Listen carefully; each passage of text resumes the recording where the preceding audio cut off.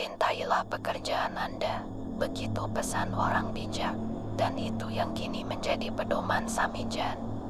Pria yang akrab disapa Wak Mijan dan bekerja di kamar mayat RSU Dokter Pirngadi, Medan ini begitu enjoy, bergelut dengan manusia-manusia yang tak bernyawa. Selama 24 tahun menjadi penjaga kamar mayat bukan waktu yang singkat. Segudang pengalaman mistis dialaminya. Seperti apa, Wak Mijan pun bercerita. Awalnya, saat pertama kali bekerja di rumah sakit milik Pemko Medan itu, ia tak tahan mencium aroma mayat yang menyengat hidung, terlebih mayat yang ditemukan membusuk. Pernah saya semprot minyak wangi, tapi tetap saja aroma busuknya muncul lagi, katanya. Menurut pria kelahiran tanggal 24 April tahun 1949 ini, pengalaman gaib yang pernah dialaminya merupakan bagian dari pekerjaannya, dan itu dijadikannya bumbu kehidupan. Ia bercerita, pernah suatu kali mendengar suara orang menangis. Asalnya dari kamar mayat, lalu ia bangkit dari tempat tidur dan keluar dari kamarnya yang terletak persis di samping kamar mayat itu. Setibanya di kamar mayat, Wak Mijan tak melihat ada orang. Suara tangis itu berulang keesokan harinya. Tapi saat hendak masuk ke dalam kamar mayat itu, pintu kamar tersebut tak bisa dibuka, seperti ada yang menahannya dari dalam. Gak tahu siapa, akhirnya kami jadi dorong-dorongan, ujarnya.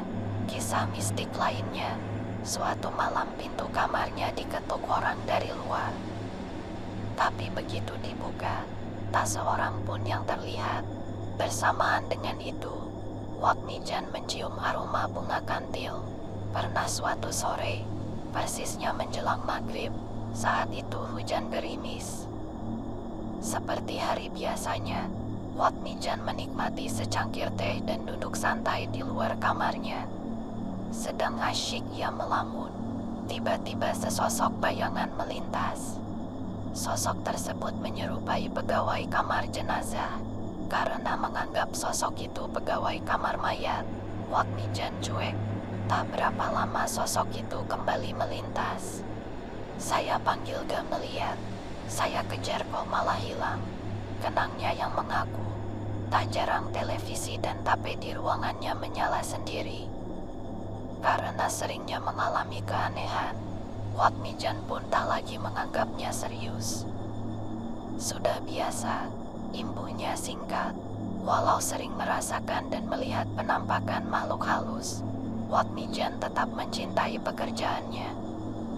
Padahal, menjadi penjaga dan membersihkan kamar mayat ia tidak digaji. Saya senang bisa membantu orang lain, ujarnya yang mengaku. Mendapat uang dari formalin dan pemberian orang lain yang dibantunya. Menjadi penjaga kamar mayat bukanlah pekerjaan mudah, dan bukan pula cita-cita Samijan. Pun begitu, pria Tambun ini senantiasa setia bekerja di rumah sakit pemerintah itu, meski tidak digaji. Katanya, banyak orang yang bisa ditolong. Ia mengaku tidak sengaja bisa menjadi penjaga kamar mayat. Ceritanya, tahun 1977 lalu, istri pertamanya, Poniem, meninggal dunia. Saat itulah pertama kali bapak 4 anak ini menginjakkan kaki di RSU Dokter Pirngadi Medan, RSUPM. Awalnya ia ditawari bekerja di dapur umum RSUPM oleh Pak Sabari, pegawai rumah sakit itu. Ia pun menerima tawaran itu. Wak Mijan bertugas mengantar makanan untuk para pasien yang dirawat. Selama bekerja di dapur umum, kakek 7 cucu ini sering tidur bersama penjaga kamar mayat, Pak Ahmad dan Pak Min. Wak Mijan betah. Akhirnya ia diminta untuk membantu menjaga kamar mayat. Sejak saat itulah ia menetap di sana. Ketiga anaknya dititipkan kepada adiknya di Binjai, Ponikem. Sebulan sekali ia pulang ke rumah, melihat ketiga anaknya. Wak Nijan begitu menikmati pekerjaannya. Meski sudah 4 kali menikah, ia tidak pernah meninggalkan kamar yang berada di belakang kamar mayat itu.